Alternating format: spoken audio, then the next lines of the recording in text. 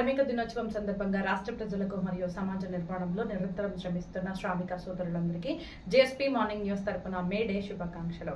దేశ ప్రగతిలో ప్రతి కార్మికుడి చెమట చుక్క భాగస్వామ్యం ఉందని కొనియాడిన ఉప ముఖ్యమంత్రి శ్రీ పవన్ కళ్యాణ్ గారు శ్రామికుల సంక్షేమం కోసం కూటమి ప్రభుత్వం తీసుకున్న కీలక నిర్ణయాలను వెల్లడించారు.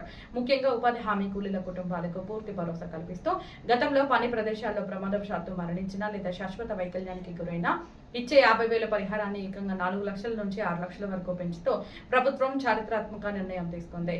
మ్యాజిక్ డ్రైన్స్, ఫారం పాండ్స్ వంటి అభివృద్ధి పనులను క్షేత్రస్థాయికి తీసుకెళ్లడంలో శ్రామికులు చేస్తున్న కృషిని అభినందిస్తూనే ఈ మేడే సందర్భంగా తమకు మద్దతుగా నిలిచిన అసెంబ్లీ స్పీకర్ శ్రీ అయ్యన్న పాత్రుడు గారికి, ప్రముఖ నటులు నాని గారికి మరియు బ్యాడ్మింటన్ స్టార్ పివి సింధు గారికి పవన్ కళ్యాణ్ గారు ప్రత్యేక ధన్యవాదాలు తెలియజేశారు.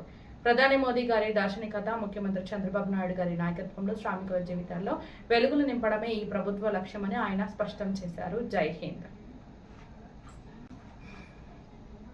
ఆంధ్రప్రదేశ్ రాజధాని అమరావతిలో వైద్య విప్లవానికి నాంది పడింది. క్యాన్సర్ బాధితులకు ప్రపంచ స్థాయి చికిత్సను చేరువ చేసే లక్ష్యంతో సుమారు 750 కోట్ల రూపాయల భారీ వ్యయంతో నిర్మించనున్న బసవతారకం ఇండో అమెరికన్ క్యాన్సర్ ఆసుపత్రికి హిందూపురం ఎమ్మెల్యే నందమూరి బాలకృష్ణ గారు నేడు ఘనంగా శంకుస్థాపన చేశారు. మొత్తం 1000 పడకల సామర్థ్యంతో రూపుదిద్దుకోనున్న ఈ భారీ ప్రాజెక్టులో భాగంగా మొదటి దశలో 500 పడకలను అందుబాటులోకి తీసుకురానున్నారు.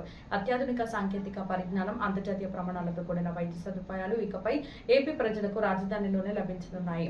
తన తల్లు పేరు మీద స్థాపించిన ఈ సేవా సంస్థ ద్వారా ఆంధ్ర రాష్ట్ర ప్రజలకు మరింత చేరువ కావడం సంతోషంగా ఉందని, పేదలకు సైతం కార్పొరేట్ స్థాయి వైద్యాన్ని అందించడమే తమ లక్ష్యమని ఈ సందర్భంగా బాలకృష్ణ గారు ఆకాంక్షించారు. అమరావతిలో ఈ ఆసుపత్రి ఏర్పాటు కావడం పట్ల సర్వత్రా హర్షం వ్యక్తమవుతోంది.